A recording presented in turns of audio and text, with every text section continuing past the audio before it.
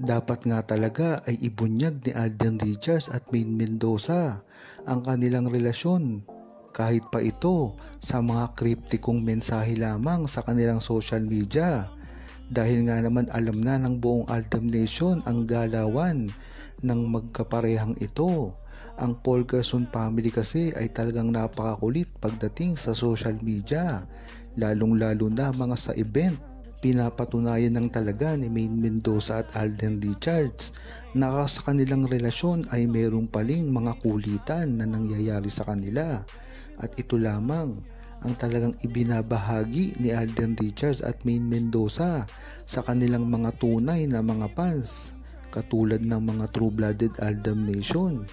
Hindi naman kasi ito magigets ng publiko, lalong-lalo na ang mga bulag, mga pipi at bingi na mga bashers ni Maine Mendoza at Alden Richards, lalong-lalo na ang mga Armin at mga Katniel fans. Dahil kahit ano pang paliwanag ni Maine Mendoza at Alden Richards at nakikita na ito ng tahasan sa publiko, ay idinidinay pa rin ito pagka-bashers ni Maine Mendoza at Alden Richards, at nagpapalusot lamang ito para hindi maging makatotohanan ang mga post ni Alden Richards at Maine Mendoza. Gayong sila na ang nagpapatunay dito na totoo at real na real ang kanilang pagsasamang ginagawa at ang mga feelings sa isa't isa. Sinabi na kasi ito ni Alden Richards dati pa lamang, at ganun din naman si Maine Mendoza. Kung matatandaan nyo, ay si Maine Mendoza pa mismo ang nagpakita ng kagustuhan kay Alden Richards, at talagang hindi ito gawa-gawa dahil tunay ito at hindi scripted. Diyan mo talaga malalaman ang pag-ibig na inalay ni Maine Mendoza kay Alden Richards, at dito nga na in love si Alden Richards at sinabi ang totoo. At kung matatandaan din ng buong Aldam Nation at publiko, ito ay itinago ni Alden Richards ng namakahabang panahon, at ito ay ibinunyag lamang sa isang interview. Dito mo malalaman na talagang ang mga haka-haka ng buong Aldam Nation dati ay totoo.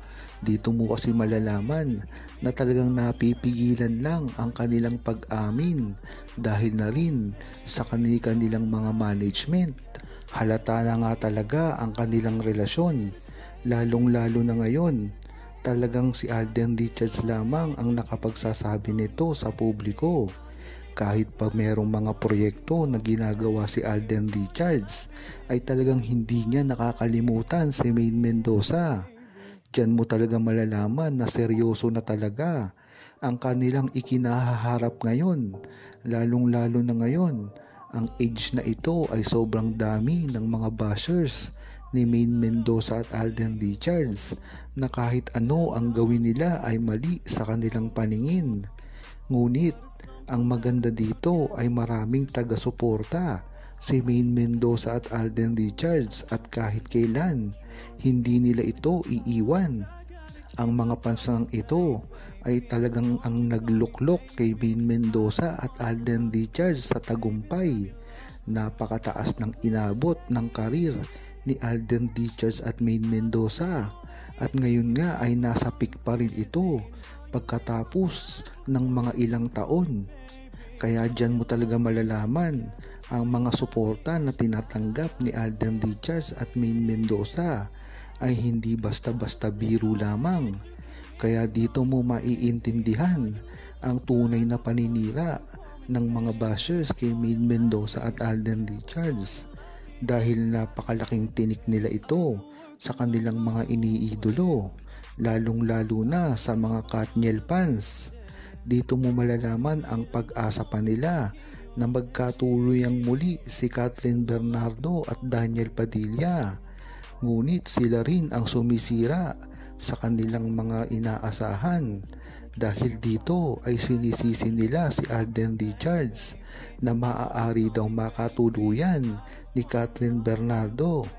Ngunit sinasabi na ng buong Aldam Nation na malayang malaya si Kathryn Bernardo kung gugustuhin niyang bumalik kay Daniel Padilla, dahil yan naman talaga ang inaasahan ng buong Aldam Nation na mabuo muli ang Katniel.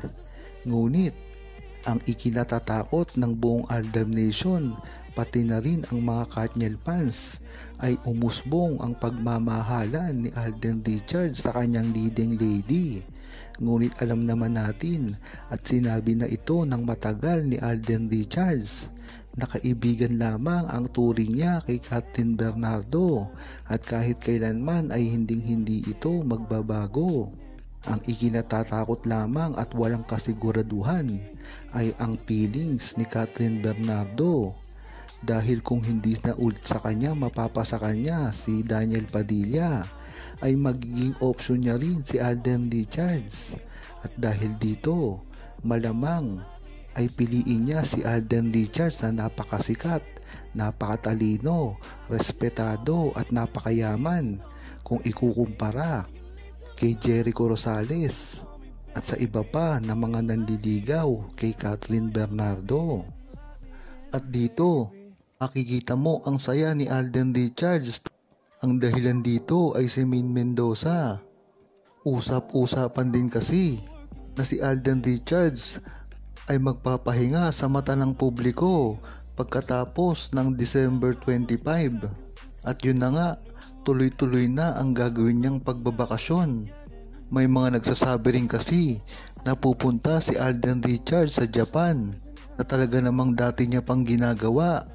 At namamataan din sila dito ni Maine Mendoza tulad ng pagsunod na ginawa dati ni Maine Mendoza. Natatandaan kasi ng buong Aldam Nation ang ginawang iyon na kumalat pa sa publiko dahil merong kaibigan si Alden Richards dito na isang matabang babae. Ngunit natigil lahat yun nang puntahan siya mismo ni Maine Mendoza. At ang nagpapakalat lang dito ay ang mga armin na soko kasi ng buong Aldam Nation na paninira lang ang ginagawa kay Alden Richards at sa naturang babae na meron daw silang relasyon. Ngunit natigil ito at nasupalpal mismo ng buong Aldam Nation nang puntahan ito ng personal ni Maine Mendoza. Kaya mas masaya kung gagawin din ulit ito nila Alden Richards.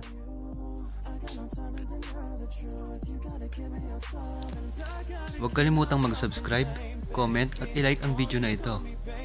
Thanks for watching!